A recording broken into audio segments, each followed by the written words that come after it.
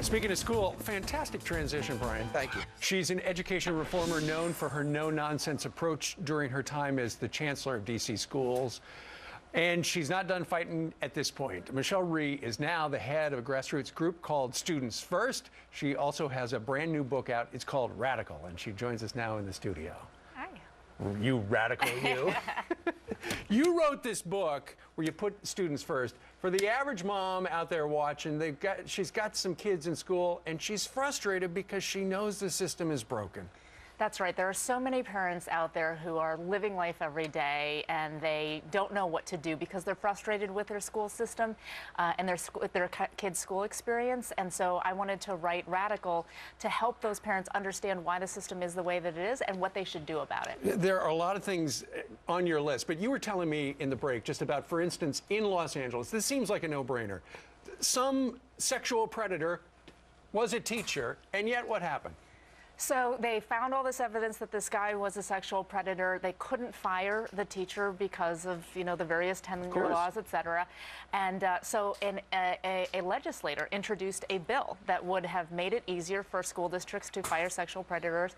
And the bill not only didn't pass, but didn't even make it out of committee. And this is part of the problem, is that people out there are not holding our public officials accountable for making sure that the laws and policies that we have in place are looking out for the best interests of kids. Well, let's take a look at how our schools are teaching our kids. We've got a map full of red, and now okay, we're going to zoom into the United States of America. All right, we're going to add some red states. The red states are the failing states, right? Yes. So this is actually based on our 50-state report card, looking at the policy environments of all of our states. And basically, it shows what we already know. I mean, we know that this country is 14th, 17th, and 25th in the globe in reading, science, and math. But we spend about the most money, don't we? We absolutely spend. We should be number one for the number one cash. We absolutely should, and yet we're not getting the return on investment that we need for our kids. And so what we have to do, and what we're trying to do through Students First, is really change those laws and policies. Okay, one of the things you say is we need highly effective teachers.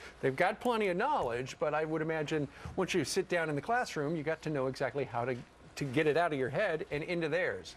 That's right. The research is very clear that the most important factor in school that impacts student achievement levels is the quality of the teacher in front of the kids every day. As parents, we know that this is the case, and so we have to make sure that every single child is in the classroom, with a highly effective teacher every single day. Also, you need highly effective parents. You've got to empower the parents. That's right.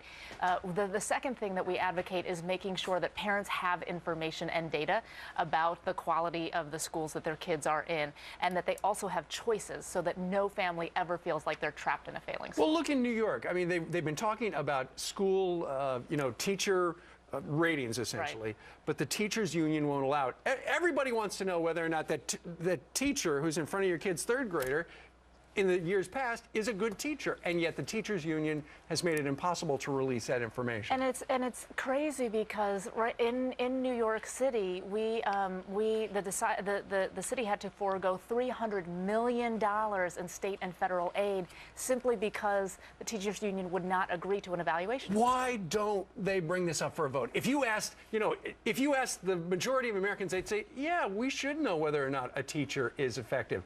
If you've got the vast majority versus the teachers union. That's right.